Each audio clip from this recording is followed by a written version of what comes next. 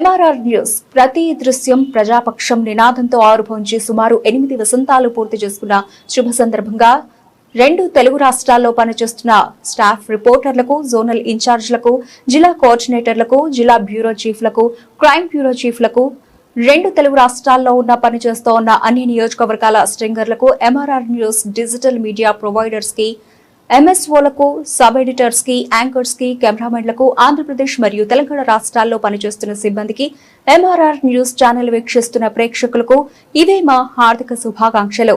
మా ఛానల్ ని వీక్షించండి, లైక్ చేయండి, షేర్ చేయండి, సబ్స్క్రైబ్ చేయండి.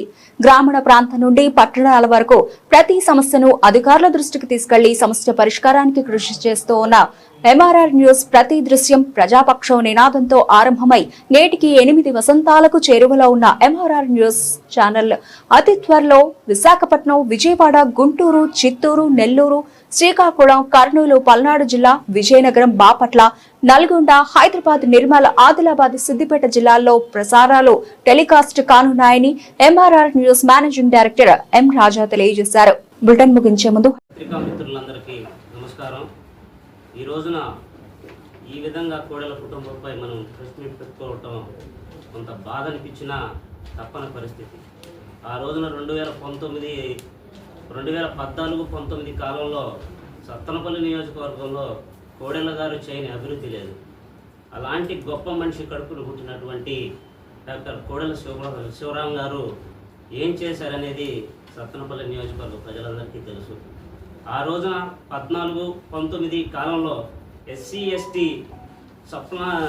ఎస్టీ కార్పొరేషన్లో ఉన్నటువంటి ఇన్నోవా కార్లను ఎస్సీలు ఎస్టీల పేర్ల మీద మీరు తీసుకొని ఇప్పటికీ కూడా ఈఎంఐలు కట్టకుండా ఆ ఎస్టీలు ఎస్సీలను ఇబ్బంది పెడుతున్నటువంటి మీరు ఈ రోజున సత్తనపల్లి నియోజకవర్గంలో కన్నా లక్ష్మీనారాయణ గారి గురించి మాట్లాడటం చాలా విడ్డూరంగా ఉందని చెప్తున్నాను. అంతేకాదు, మాది రాజుపాలెం మండలం, నేను ఎస్సీసీఎల్ అధ్యక్షుడిని. ఇప్పుడు గతంలో మీరు 14-19లో మా ఊరిలో రైల్వే కన్స్ట్రక్షన్ జరుగుతున్నప్పుడు మీకు కమిషన్లు ఇవ్వలేదని మా ఊరిలో ఉన్నటువంటి వాళ్ళ షెడ్యూల్ని, అక్కడ ఉన్నటువంటి సామాన్లన్నింటినీ మా అందరినీ పంపించి బలవంతంగా అక్కడ ధ్వంసం చేయించింది మీరు కాదా? ఆ రోజు ఆ కేసుల్లో ఇప్పటికి కూడా మేమందరం ఇరుక్కుంది మేము కాదా? మా కాలనీలో ఉన్నటువంటి ఒక దళిత మహిళ పేరును పెట్టి ఆ కేసు నుండి మీరు తప్పించుకోవాలనే ప్రయత్నం చేసింది మీరు కాదా?